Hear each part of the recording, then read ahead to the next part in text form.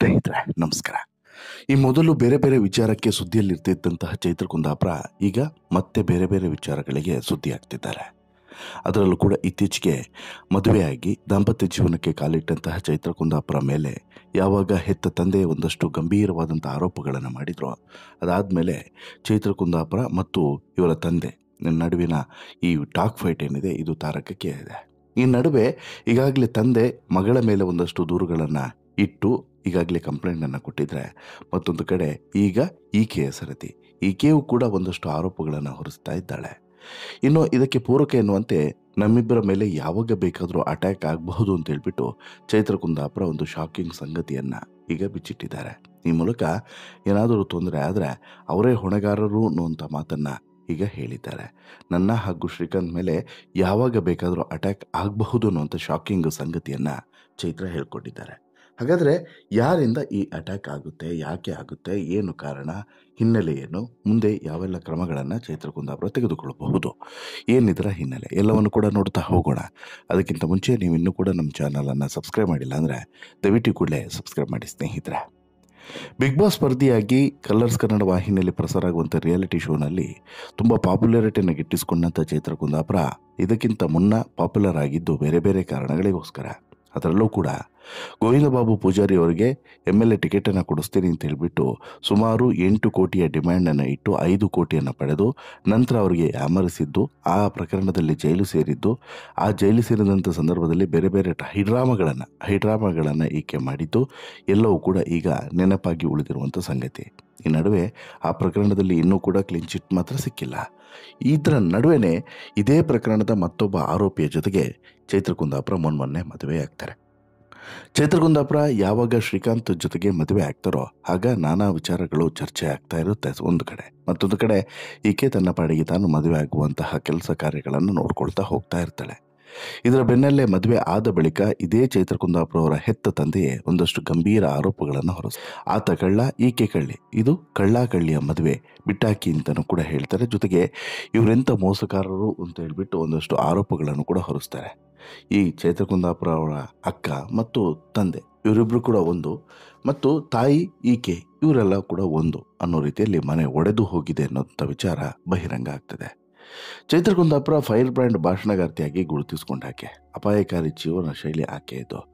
ಎಂತೆಂಥವರನ್ನು ಎದುರು ಹಾಕ್ಕೊಂಡು ಭಾಷಣವನ್ನು ಮಾಡ್ತಿದ್ದಂಥ ಚೈತ್ರ ಕುಂದಾಪುರ ಕೊನೆಯ ಪರಿಸ್ಥಿತಿ ಯಾವ ರೀತಿ ಆಯಿತು ಅಂತ ಹೇಳಿದ್ರೆ, ಈ ಟಿಕೆಟ್ ವಿಚಾರದಲ್ಲಿ ಆಕೆಯನ್ನು ಎಲ್ಲರೂ ಕೂಡ ಬೇರೆದೇ ರೀತಿಯಲ್ಲಿ ನೋಡುವಂತಾಯಿತು.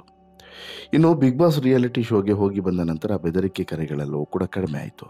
ನಾನು ಒಬ್ಬಳೇ ಓಡಾಡ್ತಿದ್ದೀನಿ ಅಂತ ಹೇಳ್ಬಿಟ್ಟು ಚೈತ್ರ ಈ ಹಿಂದೆ ಹೇಳ್ಕೊಂಡಿದ್ರು. ಯಾಕಂತ ಹೇಳಿದ್ರೆ ಬಿಗ್ ಬಾಸ್ನಲ್ಲಿ ಈಕೆಯ ಕಂಪ್ಲೀಟ್ ಇಮೇಜೇ ಚೇಂಜ್ ಆಯಿತು. ಅಲ್ಲಿವರೆಗಿದ್ದಂಥ ಚೈತ್ರ ಕುಂದಾಪುರ ಒಂದು ರೀತಿ, ಅದಾದ ನಂತರ ಬದಲಾದಂಥ ಚೈತ್ರ ಕುಂದಾಪುರ ಬೇರೆ ಇದೇ ರೀತಿ ಇದ್ದರು. ಅದಕ್ಕಿಂತ ಮುಂಚೆ ಬರೀ ಬೆಂಕಿ ಹಚ್ಚೋದು, ಭಾಷಣಗಳ ಮೂಲಕ ಕಿಚ್ಚನ್ನು ಎಬ್ಬಿಸೋದು, ಶಾಂತಿಯನ್ನು ಕೆಡಿಸೋದು, ಇದೇ ಕೆಲಸಗಳನ್ನು ಮಾಡ್ತಿದ್ದಂಥ ಚೈತ್ರಾಗೆ ಬಿಗ್ ಬಾಸ್ಗೆ ಹೋಗಿ ಬಂದ ಬಳಿಕ ಜೀವನ ಇದಲ್ಲ ಅನ್ನೋದು ಜೀವನ ಇದಲ್ಲ ಅನ್ನುವಂತಹ ಒಂದು ಕ್ಲಾರಿಟಿ ಸಿಗುತ್ತೆ. ಇದಾದ ಬಳಿಕ ಬದಲಾವಣೆಯನ್ನು ಕೂಡ ನಾವು ಗುರುತಿಸ್ಬೋದು ಚೈತ್ರ ಕುಂದಾಪುರ ಅವರ ಜೀವನ ಶೈಲಿಯಲ್ಲಿ. ಅದೇ ಕಾರಣಕ್ಕೆ ಚೈತ್ರ ಕುಂದಾಪುರ ಈಗ ಮದುವೆಯೂ ಕೂಡ ಆಗಿರೋದು ಮತ್ತು ದಾಂಪತ್ಯ ಜೀವನಕ್ಕೆ ಕಾಲಿಟ್ಟಿರೋದು. ಇದರ ನಡುವೆ ಮತ್ತೆ ಚೈತ್ರ ಕುಂದಾಪುರ ಒಂದು ಶಾಕಿಂಗ್ ಸಂಗತಿಯನ್ನು ಬಹಿರಂಗಗೊಳಿಸಿದ್ದಾರೆ. ಅದೇನು ಅಂತ ಹೇಳಿದ್ರೆ, ತನಗೆ ಅಪಾಯ ಇದೆ ಅನ್ನುವಂಥ ವಿಚಾರ. ಹೌದು, ಯಾವಾಗ ಬಿಗ್ ಬಾಸ್ಗೆ ಹೋದರೂ ಅದಾದ ಬಳಿಕ ಬೆದರಿಕೆ ಕರೆಗಳು ಕಡಿಮೆ ಆಯಿತು. ಬಟ್ ಯಾವಾಗ ಬೇಕಾದರೂ ಈಗ ನನ್ನ ಮೇಲೆ ಮತ್ತು ಪತಿ ಶ್ರೀಕಾಂತ್ ಕಶ್ಯಪ್ ಮೇಲೆ ಅಟ್ಯಾಕ್ ಆಗಬಹುದು ಅನ್ನೋಂಥ ವಿಚಾರವನ್ನು ಚೈತ್ರ ಕುಂದಾಪುರ ಹೇಳಿ ಭಾರಿ ದಿಗ್ಭ್ರಮೆ ಮತ್ತು ಅಚ್ಚರಿಗೆ ಕಾರಣಕರ್ತರಾಗಿದ್ದಾರೆ. ಚೈತ್ರ ಕುಂದಾಪುರ ಕೆಲ ಕಾಂಟ್ರವರ್ಸಿಗಳಲ್ಲಿ ಸಿಕ್ಕಿ ಹಾಕಿಕೊಂಡಿದ್ರು. ಅವರಿಗೆ ಬೆದರಿಕೆ ಮತ್ತು ಟಾರ್ಚರ್ಗಳು ಕೂಡ ಇತ್ತು. ಬಿಗ್ ಬಾಸ್ ರಿಯಾಲಿಟಿ ಶೋ ನಂತರ ಚೈತ್ರ ಕುಂದಾಪುರ ಅವರ ಲೈಫ್ ಸ್ಟೈಲ್ ಬದಲಾಯಿತು. ಆದರೆ ಈ ಬೆದರಿಕೆಗಳೆಲ್ಲವೂ ಕೂಡ ಬಂದಾಗ ಅದನ್ನು ಹೇಗೆ ತೆಗೆದುಕೊಳ್ತಾರೆ ಅನ್ನೋದ್ರ ಬಗ್ಗೆ ಮಾತನಾಡಿದಂಥ ಚೈತ್ರ, ಬೆದರಿಕೆಗಳು ತುಂಬ ಸಲ ಬಂದಿದ್ದಾವೆ, ನಾವಿಬ್ಬರು ಅದನ್ನು ತುಂಬ ಫನ್ನಾಗಿ ತೆಗೆದುಕೊಳ್ತೇವೆ. 3-4 ವರ್ಷದ ಹಿಂದೆ ತುಂಬ ಬೆದರಿಕೆ ಇತ್ತು, ನಮ್ಮಿಬ್ಬರ ಮೇಲೆ ಅಟ್ಯಾಕ್ಗಳು ಕೂಡ ಆಗಿದ್ದಾವೆ. ಎಷ್ಟೋ ಬಾರಿ ಭಾಷಣಗಳನ್ನು ಮುಗಿಸ್ಕೊಂಡು ಹೋಗಬೇಕಾದ್ರೆ ನಮ್ಮ ಕಾರ್ ಮೇಲೆ ಅಟ್ಯಾಕನ್ನು ಮಾಡಿದ್ದಾರೆ. ಬಿಗ್ ಬಾಸ್ ನಂತರ ಇಲ್ಲ, ಅದಕ್ಕೂ ಮುಂಚೆ ಬೆದರಿಕೆಗಳು ಇತ್ತು. ಇತ್ತೀಚೆಗೆ ನೀಡಿದಂಥ ಒಂದು ಸಂದರ್ಶನದಲ್ಲಿ ಈ ಸಂಗತಿಯನ್ನು ಚೈತ್ರ ಬಹಿರಂಗಪಡಿಸಿದ್ದಾರೆ. ಇಷ್ಟಕ್ಕೆ ಸುಮ್ಮನಾಗದಂಥ ಚೈತ್ರ ಮತ್ತಷ್ಟು ವಿಚಾರಗಳನ್ನು ಕೂಡ ಹೇಳ್ಕೊಂಡಿದ್ದಾರೆ. ನಾವು ಈ ಬೆದರಿಕೆಗಳಿಗೆ ಮುಂಚೆನೂ ಕೂಡ ಹೆದರುತ್ತಿರಲಿಲ್ಲ, ಈಗ ಸಂಪೂರ್ಣವಾಗಿ ಬಿಟ್ಟು ಬಿಟ್ಟಿದ್ದಾರೆ ಅಂತೆಲ್ಲ ಏನಿಲ್ಲ.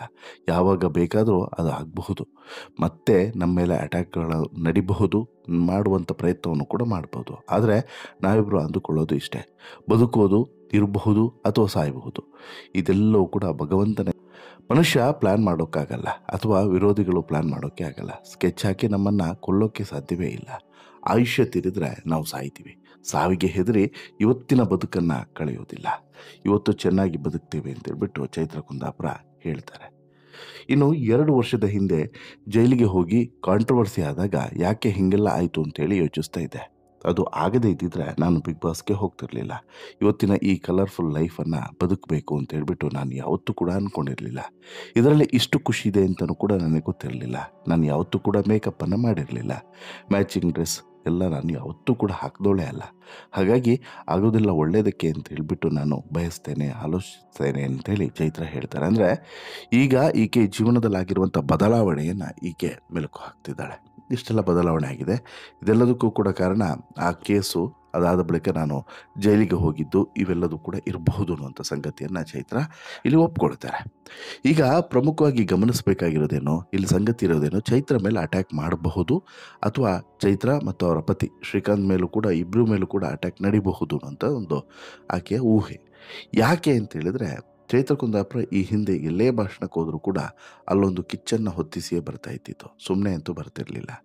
ಸುಮ್ಮನೆ ಮಲಗಿದ್ದವರನ್ನು ಎಬ್ಬಿಸಿ ಯುದ್ಧಕ್ಕೆ ಕಳಿಸೋದು ಅಂತೇಳಿ ಹೇಳ್ತಾರಲ್ಲ, ಹಾಗೆ ಅವರಷ್ಟಕ್ಕೆ ಅವ್ರು ಇದ್ದರೂ ಕೂಡ ಅಲ್ಲಿ ಸುಮ್ಮನೆ ಕೂರ್ತಿರ್ಲಿಲ್ಲ ಈ ಚೈತ್ರ ಕುಂದಾಪುರ.